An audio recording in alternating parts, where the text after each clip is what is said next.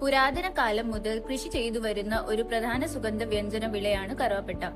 സുഗന്ധ വ്യഞ്ജനം എന്ന നിലയിൽ അതിന്റെ ഉപയോഗത്തിന് പുറമെ വിവിധ ഔഷധ രുചി വ്യവസായങ്ങളിലും കറുവപ്പട്ട വ്യാപകമായി ഉപയോഗിച്ചു വരുന്നു. എന്നാൽ അതിന്റെ ഉയർന്ന നിലവാരം അറിയാൻ ശാസ്ത്രീയ കൃഷിയും കൃത്യമായ വിളവെടുപ്പിനും ശേഷമുള്ള സാങ്കേതിക വിദ്യകളും അത്യാവശ്യമാണ്.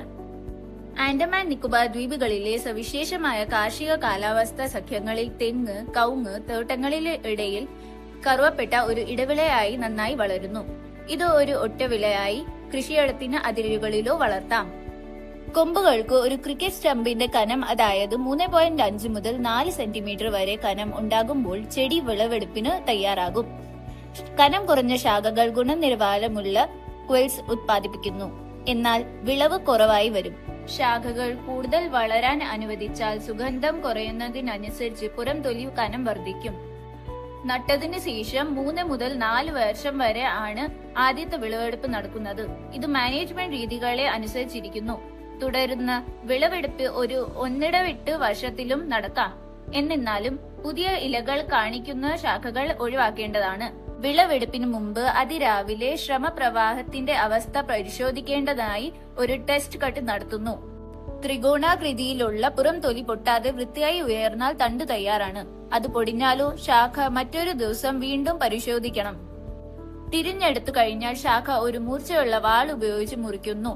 നിലത്ത് നിന്ന് 10 മുതൽ 15 സെന്റിമീറ്റർ വരെ ഒരു കുട്ടി അവശേഷിപ്പിക്കുന്നു. ശ്രമം ഉണങ്ങാതിരിക്കാനും എളുപ്പത്തിൽ പൊങ്ങാതിരിക്കാനും തണ്ടുകൾ ഉടനെ വെള്ളത്തിൽ വെക്കുന്നു. സൗകര്യാർത്ഥം തണ്ടുകൾ ചെറിയ കഷ്ണങ്ങളായി മുറിക്കുകയും തണ്ടുകളുടെ കെട്ട് നീക്കുകയും വേണം. പുറം തൊലിയിലെ കേടുപാടുകൾ വരുത്താതിരിക്കാൻ വൃത്തിയുള്ള കത്തി ഉപയോഗിച്ച് പുറം തൊലി ചുരുണ്ടുന്നു. ഉൽപ്പന്നത്തിന്റെ ഗുണനിലവാരം നിലനിർത്തുന്നതിന് ഏറ്റവും ശ്രമകരവും നിർണായകവും അടുത്ത ഘട്ടം ഉരയ്ക്കലാണ്. ഇത് എളുപ്പമാക്കുന്നതിന് ICAR ക്യാരി ശ്രീവിജയപുരം ദ്വീപ് സിൻറം വികസനം ചെയ്തിട്ടുണ്ട്. ഇത് ഒരു പ്രായോഗികവും കാര്യക്ഷമവുമായ ഉപകരണമാണ്. ദ്വീപ് സിൻറം ഉപയോഗിച്ച് പുറം തൊലിക്കും മരത്തിനുമിടയിൽ ഒരു ജലപാളി രൂപപ്പെടുത്തുന്നതുവരെ തണ്ടുകൾ തടവുക. പുറം തൊലിക്ക് മുകളിൽ ഈർപ്പമുള്ള പാലിന്റെ രൂപീകരണം ഒപ്റ്റിമൽ സഖ്യങ്ങളിൽ കാണുന്നു. ഒരയ്ക്കൽ ശേഷം ഒരു സ്റ്റെയിൻലെസ് സ്റ്റീൽ കത്തി ഉപയോഗിച്ച് തണ്ടിന് കുറുകെ മൂർച്ചയുള്ള ഒരു മുറിവ് ഉണ്ടാക്കും. പുറം തൊലി ഒരു അറ്റത്തുനിന്ന് തുറന്ന ട്യൂബ് പോലെ ശ്രദ്ധാപൂർവം നീക്കുകയും ചെയ്യുന്നു.